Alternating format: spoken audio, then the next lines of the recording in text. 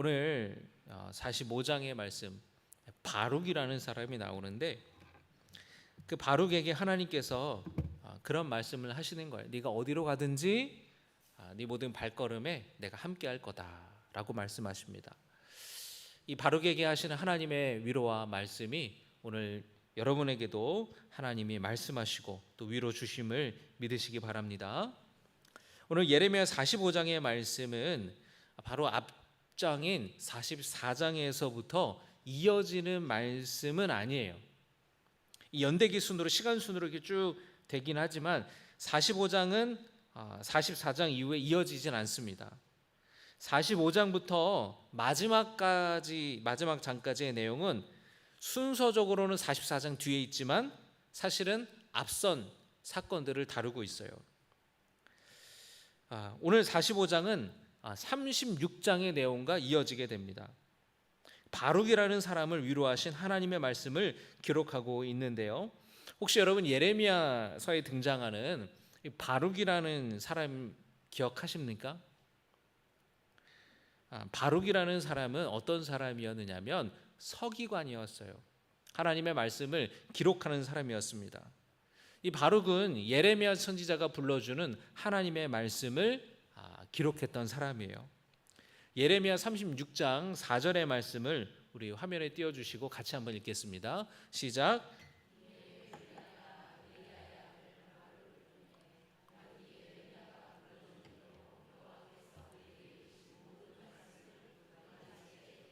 네, 예레미야가 누구를 불렀다고요?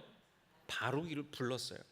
그러면서 하는 얘기가 불러주는 대로 여호와께서 그에게 이르신 모든 말씀을 두루마리 책에 기록했다라고 했습니다. 그리고 그 말씀을 받아 적은 바룩에게 예레미야 선지자가 이렇게 말합니다. 5절입니다. 시작. 예레미야가 바룩에게 명령하여 이르되 나는 붙잡혔으므로 여호와의 집에 들어갈 수 없으니. 어떻다고요? 붙잡혀서 성전에 들어갈 수 없다는 겁니다. 지금 예레미야는 자유롭지 못한 상황이에요. 붙잡혀 있다라는 표현은 예레미야가 실제로 왕과 고관들에게 미움을 받아서 감옥에 갇혀 있거나 구금되어 있다는 뜻입니다. 또 한편으로 여호와의 집에 들어갈 수 없다라는 것은 붙잡혀 있어서 못 들어간다는 소리기도 하고 한편으로는 지금 성전 출입이 금지된 상황이라는 거예요. 왜 그랬을까요? 예레미야가 전했던 메시지를 싫어했기 때문에 너 입 다물라는 거예요. 떠들지 말라는 겁니다. 왜 예레미야가 전할 말씀을 싫어했습니까? 예레미야가 어떤 말씀을 전했기에? 바벨론이 쳐들어오게 되는 것인데 바벨론이 쳐들어오는 것은 하나님의 심판이다. 저항하지 말고 항복해라. 하나님의 징계를 순수히 받아들여라. 이런 하나님의 메시지를 전했어요.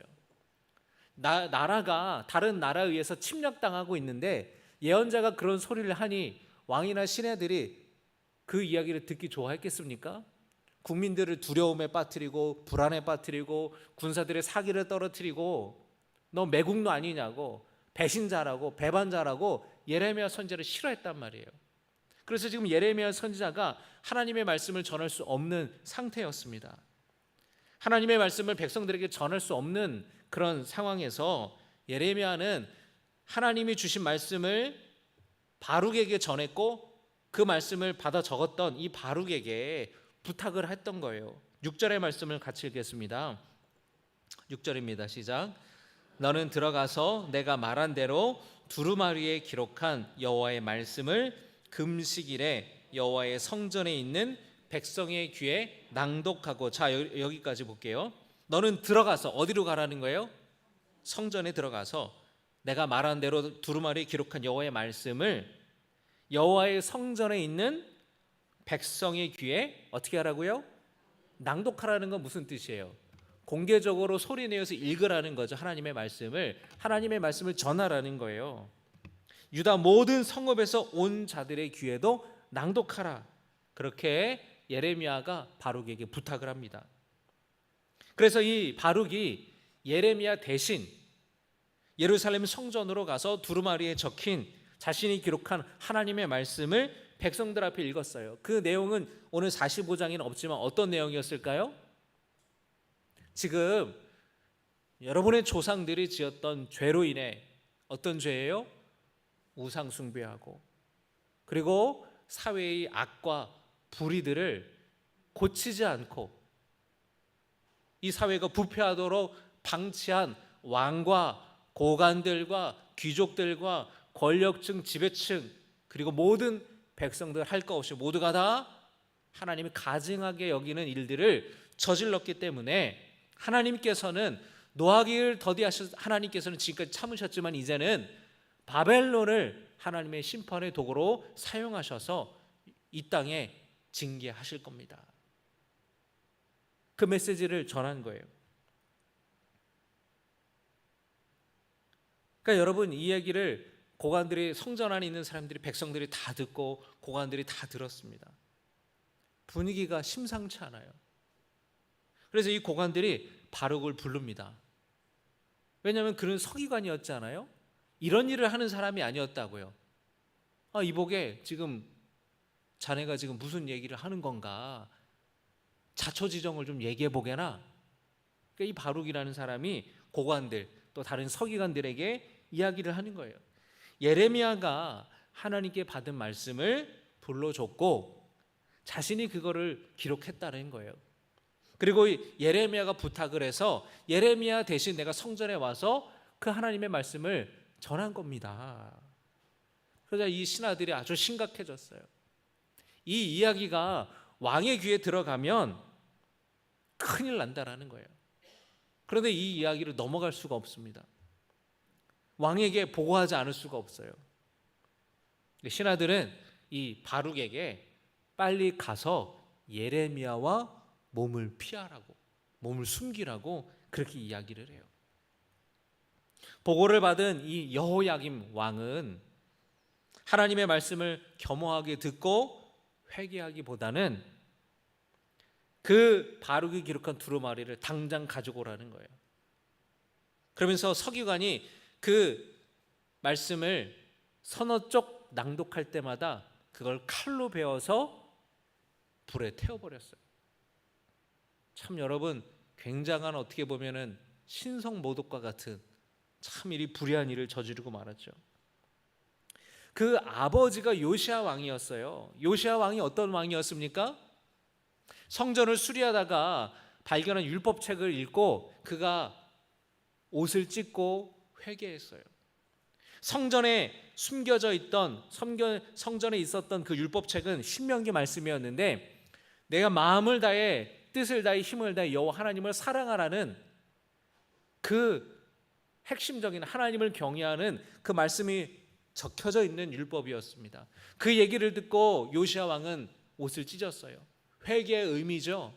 왜 찢었을까요? 자기가 지금까지 잘못 살아왔다는 거예요. 하나님을 경외하며 살아가야 되는데 그렇게 살지 못했고, 그리고 이 왕이라는 것은 하나님의 대리자로서 이스라엘 백성들을 믿음으로 잘 이끌어가야 하는 책임이 있는 자리인데 자기가 지금까지 이스라엘 백성들, 내 백성들, 하나님의 백성들을 믿음으로 잘 이끌지 못했다라는 거예요. 우상 숭배하고 악한 일을 저질러도 그것이 잘못인 줄 몰랐던 거예요.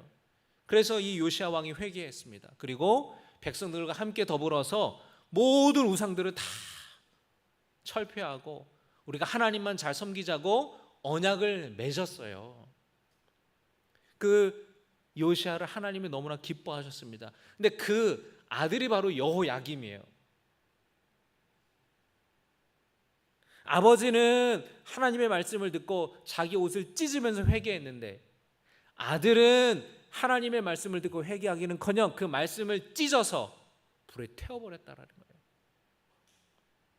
그리고 예레미야를 바룩을 당장 잡아들이라고 명령을 내립니다.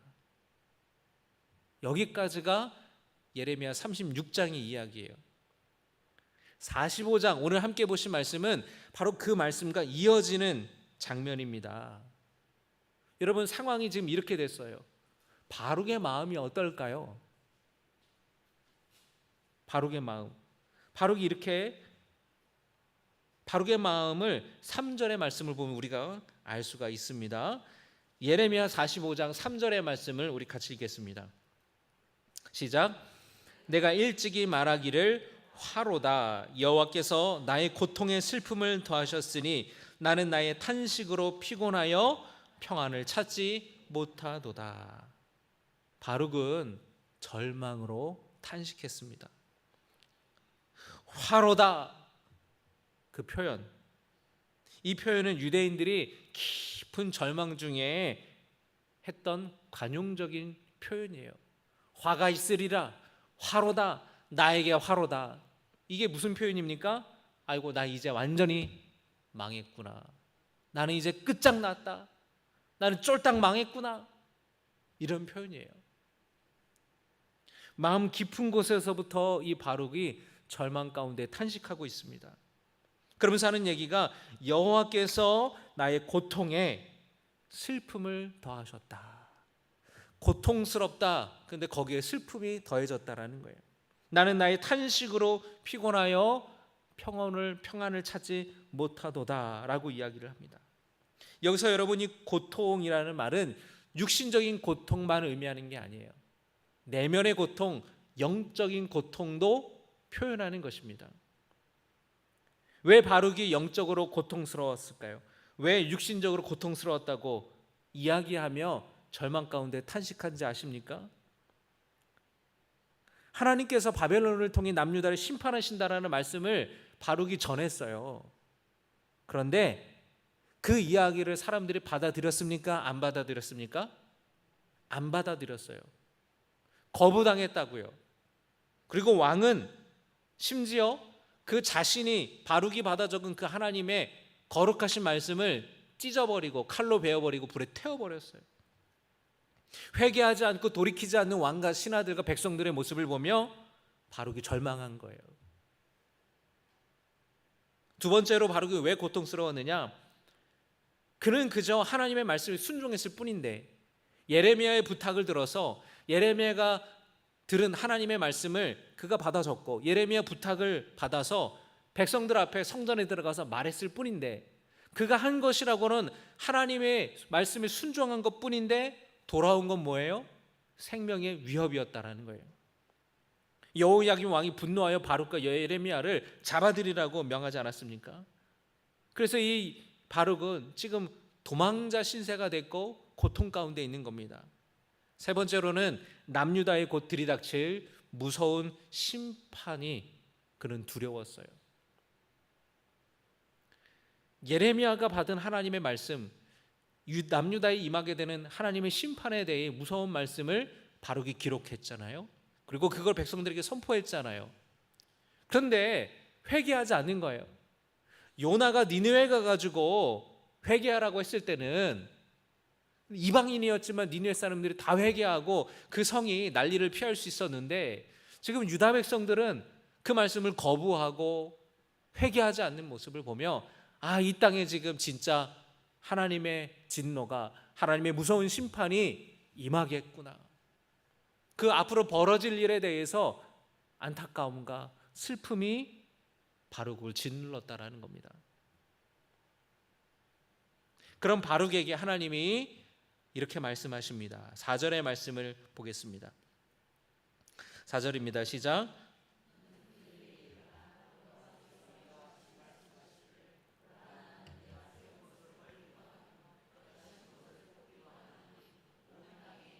하나님께서 뭐라고 하시냐면은 나는 내가 세운 것을 헐기도 하고 심은 것을 뽑기도 한다라고 말씀하시는 겁니다. 그러니까 지금은 세운 것을 헐고 심은 것을 뽑을 때라는 거예요. 그것은 누구 한 사람이 막을 수 있는 것이 아니라는 거예요. 오직 하나님의 주권 아래에 있다라는 겁니다. 이 심판을 통해 하나님의 뜻을 이루어 가신다라는 거예요. 그러니까 선지자 예레미야와 서기관 바룩이 전한 말을 듣고도 회개하지 않더라도 너를 거부할지라도 그 부분에 대해서 좌절할 필요가 없다는 거예요. 무력감을 느낄 필요가 없다라는 거예요. 그리고 하나님께서 5절에 이어서 이렇게 말씀하십니다. 네가 너를 위하여 큰 일을 찾느냐?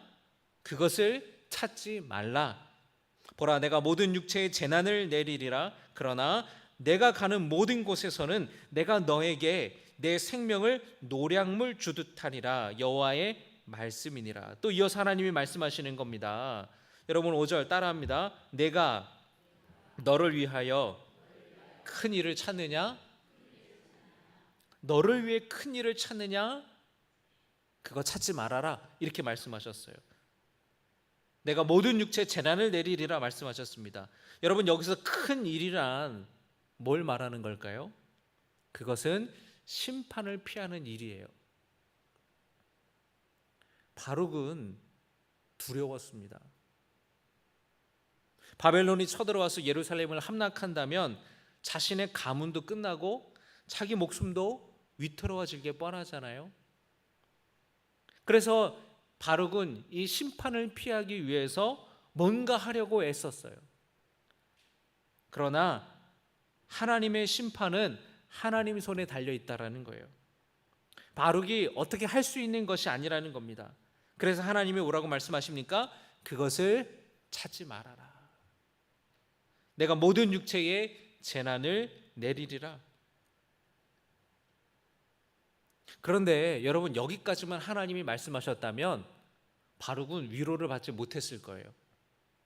그래서 주님 이제 죽는 건가요? 이런 말 하게 되겠죠. 그런데 하나님께서는 이어서 뭐라고 말씀하시냐면 바룩의 생명을 지켜주시겠다고 말씀하시는 거예요. 5절의 하반절을 보겠습니다. 그러나부터 같이 읽겠습니다. 그러나 내가 가는 모든 곳에서는 내가 너에게 내 생명을 노량물 주듯 하리라. 자, 네가 가는 모든 곳에서 내가 너에게 내 생명을 노량물 주듯 하리라. 자, 이게 무슨 뜻일까요? 여러분 전쟁에서 패배해서 수많은 아군들이 죽고 다치고 부상을 입은 상황을 한번 여러분 생각해 보세요. 거기 살아남은 이 군인들이 뭐라고 말할까요? 치열한 전투 가운데에 아군이 많이 죽고 다쳤어요. 살아남은 군인들이 뭐라고 이야기하는 줄 아세요? 죽을 뻔했다고. 죽을 뻔했네. 겨우 목숨을 건졌네. 이렇게 이야기를 합니다. 다 잃었지만 생명은 노량물처럼 얻었다라는 말이 바로 그 뜻이에요. 전리품을 승리해서 전리품을 얻지는 못했지만 그래도 목숨 하나는 건졌다라는 말을 당시 유대인들은 이렇게 표현을 했다는 겁니다. 생명을 노량물로 얻었다라는 말. 겨우 목숨 하나 건졌다 이런 말이라는 거예요. 그러니까 지금 하나님이 말씀하시는 게 네가 가는 모든 곳에서 하나님이 함께 계시겠고 내가 비록 다 잃어버릴지라도 내 목숨만큼은 내 생명만큼은 내가 지켜주겠다라는 하나님의 약속이라는 거예요. 예레미야와 함께 쫓기는 신세가 된 바룩에게 하나님은 위로하시면서 이 말씀을 하시는 겁니다. 바벨론의 공격으로 남유다가 공격당하고 함락당하고 멸망당하고 수많은 사람들이 죽고 다치고 포로로 끌려가겠지만 하나님께서 바룩의 생명만큼은 지켜주시겠다라는 거예요. 내가 가는 모든 곳에서. 예레미야와 바룩이 나중에는 애굽으로 내려갑니다. 바벨론의 침공해서 남유다가 다 함락됐어요. 그리고 마지막 왕이었던 시드기야 왕은 두 눈이 뽑히고 포로로 끌려갔습니다. 그리고 바벨론은 남유다를 다스릴 총독을 심는데 바벨론에 저항하는 군 지휘관들이 이 총독을 암살해요. 그리고 나서는 바벨론의 보복이 무서워서 백성들을 데리고 애굽으로 피신을 갑니다. 그때 원치 않는 백성들 그리고 예레미야 바룩도 어쩔 수 없이 애굽으로 피신을 가거든요. 하나님이 말씀하시는 거예요. 네가 남유다에 있을지 않을지라도, 네가 애굽으로 갈지라도 어디를 가든지 내가 너와 함께 할 것이고 너의 생명만큼은 내가 지켜줄 것이라고 오늘 말씀하시는 겁니다.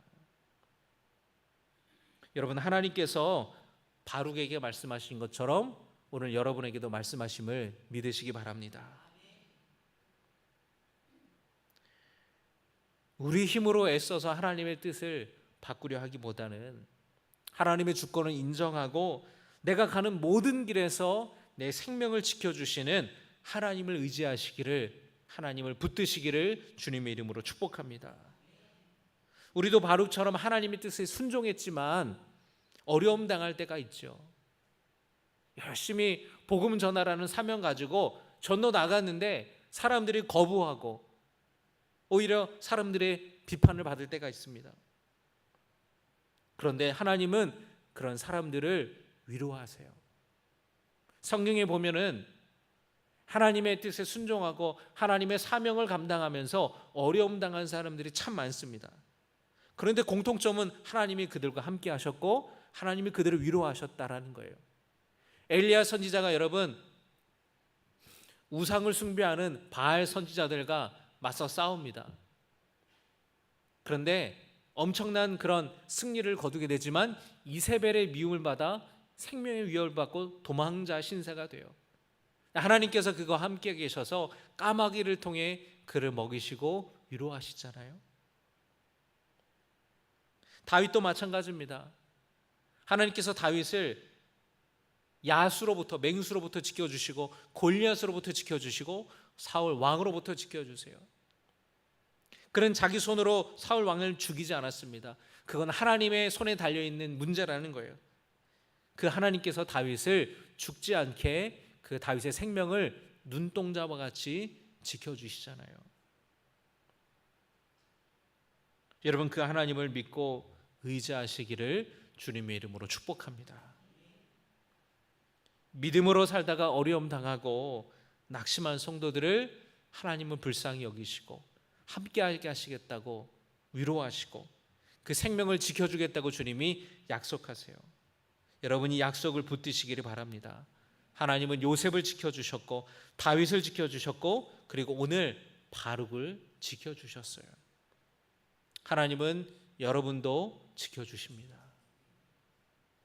바룩처럼 어떤 일로 인하여서 고통 가운데 그 고통에 슬픔이 더해져서 육신이 고통 가운데 있고 마음이 영적인 고통 가운데 있는 분들이 있다면 여러분, 하나님께서 여러분의 발걸음 가운데에 언제나 함께 하시고 여러분의 생명을 지켜주시고 여러분의 영혼을 지켜주신다라는 그 말씀을 여러분 붙드시기를 주님의 이름으로 축복합니다.